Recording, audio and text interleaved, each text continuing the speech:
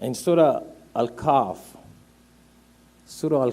chapter 18 of the Quran, in verse 54, hear what Allah subhanahu wa ta'ala says. Bismillah ar-Rahman. وَلَقَدْ صَرَّفْنَا فِي هَذَا الْقُرْآنِ Allah says, وَلَقَدْ صَرَّفْنَا فِي هَذَا الْقُرْآنِ لِلنَّاسِ مِنْ كُلِّ مَثَلٍ. Very interesting. Allah says that in this Quran, Allah has explained everything very simple, very well exemplified. Lessons of prophets, history, geography, science, astronomy, geology. You go into the Quran and you see examples of all these things. Yeah, go read Surah Rahman, go read Surah Yasin. You see Allah referring to so many different aspects of this universe, this life, and this world. وَلَقَدْ صَرَّفْنَا فِي هَذَا الْقُرْآنِ لِلنَّاسِ مِنْ كُلِّ مَثَلٍ. Allah says all different kind of similitude He has explained very simple in this Quran for us to live by and for us to follow. All right. But hear what? وَكَانَ الْإِنسَانُ أَكْثَرُ شَيْءٍ جَدَلًا. You know the word jadala? Allah says, but most of human beings are very, what should we use? Most human beings are very quarrelsome. They're very controversial. They're very argumentative. You try to tell someone this is what you should do, you got to face a wall with an argument before they believe and they accept. Didn't the prophets face that? Think about it. Musa alayhi salatu wasalam, when he went to Firaun, that was it. Ibrahim alayhi salatu wasalam, when he started preaching the message of one God, that was it. They were all very quarrelsome, arguing, denying, all kind of different things. Jesus, peace be upon him, when he was preaching the message, isn't that what they did? Our Prophet Muhammad sallallahu alayhi wasallam, when he was preaching the message, isn't that what they did? Human beings love to dispute, to argue, to quarrel. Allah is saying that. وَكَانَ الْإِنسَانُ أَكْثَرَ شَيْءٍ جَدَلًا. They love to argue, to quarrel. Yeah. That's why when we hear a reminder in the khutbah, and we are reminded that Allah says so and so, they're like, oh boy, we're not going to hear that sheikh again. We don't want to hear him. Fire him. That's why, many masajid in America, they hire and fire imams. Why do you think they do that? Because if the poor guy speak according to the Quran, he's going to be fired. He has to speak according to the king, the prince, the prime minister, the president, and those in control. Not according to the Quran. Do you know in some Muslim countries, the imams cannot give a khutbah from Quran and Sunnah. They got to give a khutbah that was written and sent to them. And if they give a khutbah according to Quran and Sunnah, and it conflicts with the governmental laws in their country, Muslims, that poor imam will be fired or locked up and put in jail.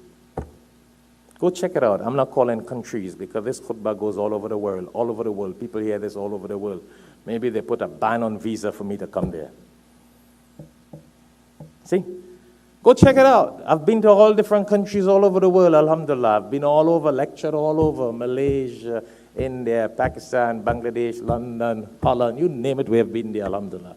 Just came back from Africa last month. Just came back from India 2 days ago.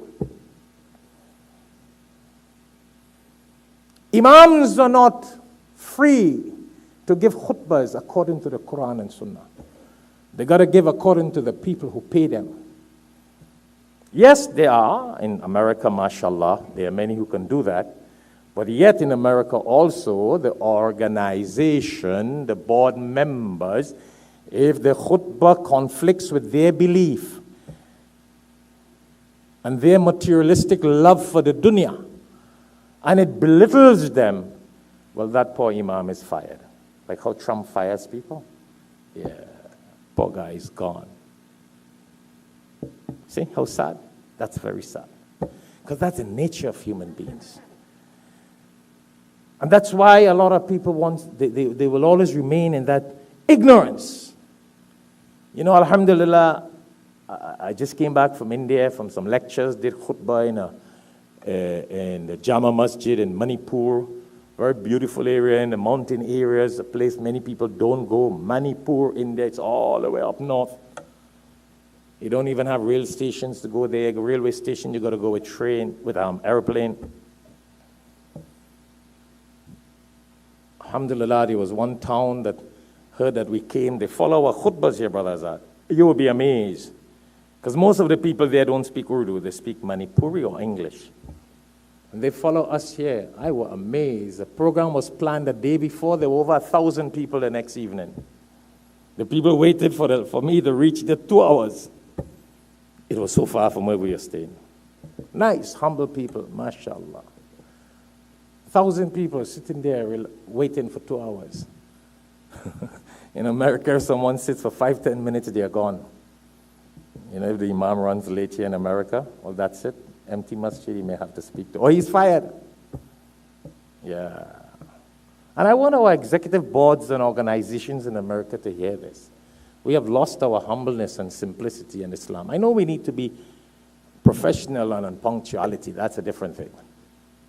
MashaAllah, we were also invited in a place called Parampat at the opening of a Darul Uloom in Manipur also. Not 1,000 people there. Rain was falling and these people came.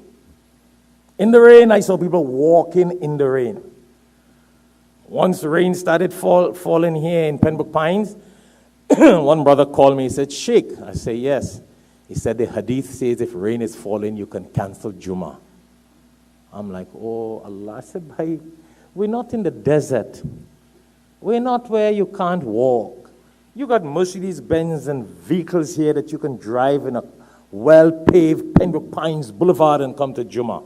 That hadith applies to the blind. It applies to those who do not have the qudrat and the ability to walk through water and flood and cannot reach the masjid.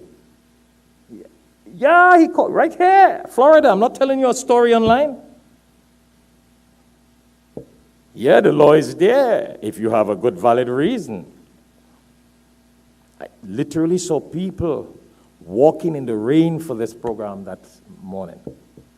But mashallah, alhamdulillah, again I say blessings to all those people who support Alhikmat TV and you donate towards Alhikmat dawah table.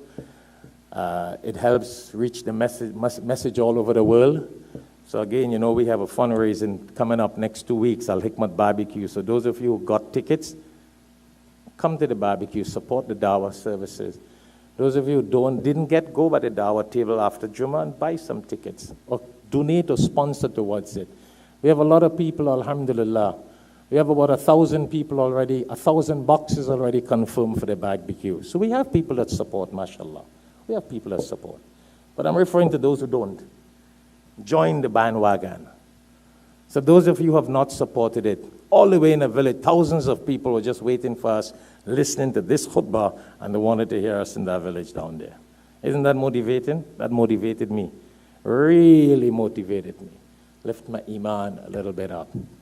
Very interesting, mashallah. So Allah bless all those brothers and sisters who contribute to Al-Hikmat Dawah services so we could spread the message of Islam all over the world, inshallah.